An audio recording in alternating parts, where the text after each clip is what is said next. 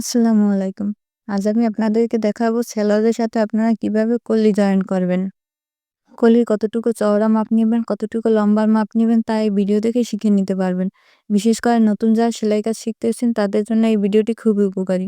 তাই ভিডিওটি স্কিপ না করে পুরো ভিডিওটি দেখবেন। তাহলে আপনারা আমার মতোই সুন্দর কলি দিয়ে একটি সেলাই তৈরি করে নিতে পারবেন। তো চলুন ভিডিওটি শুরু করি। তো প্রথমে আমি কিন্তু ২ প্যাড কাপড় নিয়ে নিয়েছি। এখানে ২ টা কলির জন্য আমি ২ প্যাড কাপড় নিয়েছি। তো কাপড়টিকে আমি এখন ভাঁজ দিয়ে নেব। সমান করে সুন্দর করে ভাঁজ দিয়ে নেব। তো এখন আমি চওড়ার মাপ নেব।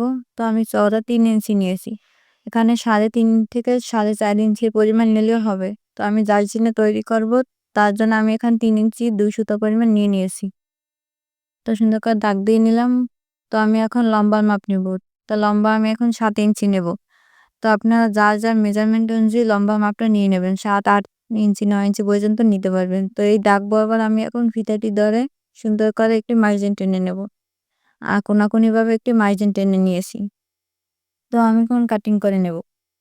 তো ভিডিওটি ভালো লাগলে আমার চ্যানেলটি কিন্তু সাবস্ক্রাইব করে দিবেন।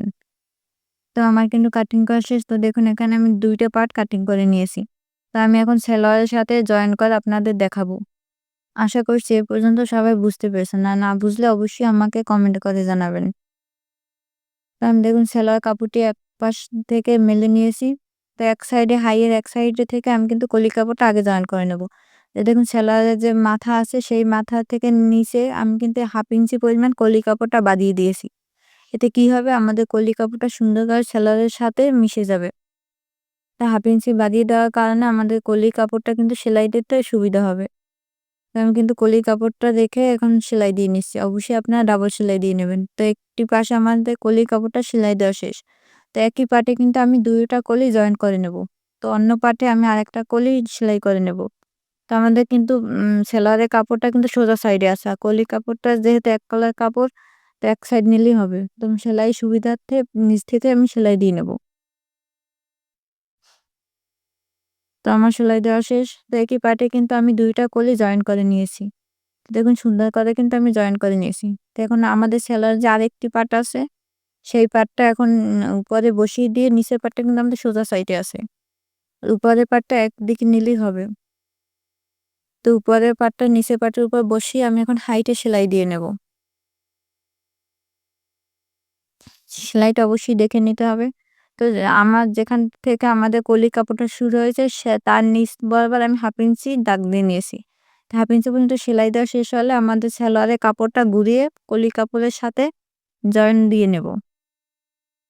আমি কিভাবে জয়েন দিয়ে নিছি অবশ্যই আপনারা দেখতে পাচ্ছেন। তো এখানে কিন্তু ডাবল সেলাই দিয়ে নিতে হবে। তো আমি কিন্তু এক পার্ট সেলাই দিয়ে নিয়েছি। দেখুন আমার কিন্তু কোনো জায়গায় কুঁচকে পড়ে নাই। সুন্দর হয়েছে এবং আরেকটি পাশ আমি একই নিয়মে সেলাই দিয়ে নেব। সেলাইটি দেওয়ার সময় অবশ্যই কলির কাপড়টা সুন্দর করে সমান করে ধরে কিন্তু সেলাই দিতে হবে। আর ভিডিওটি ভালো লাগলে আমার চ্যানেলটি সাবস্ক্রাইব করে দিবেন। তো আমার ২ টা পার্ট কিন্তু সেলাই দেওয়া শেষ। আর এখন আমি বাকি সেলাইটা দিয়ে আমি এখন নিচের যে সাইড সেলাইটা সেই সাইড সেলাইটা দিয়ে নেব। কলির কাপড়টা সমান করে ধরে আমি কিন্তু সাইডটা সেলাই দিয়ে নেব।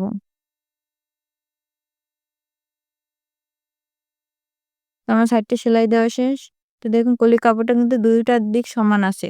কোনো জায়গায় ছোট বড় হয় নাই। তো আপনারা এই নিয়মটি ফলো করলে কলির কাপড় সেলাইয়ের সাথে জয়েন করে নিতে পারবেন।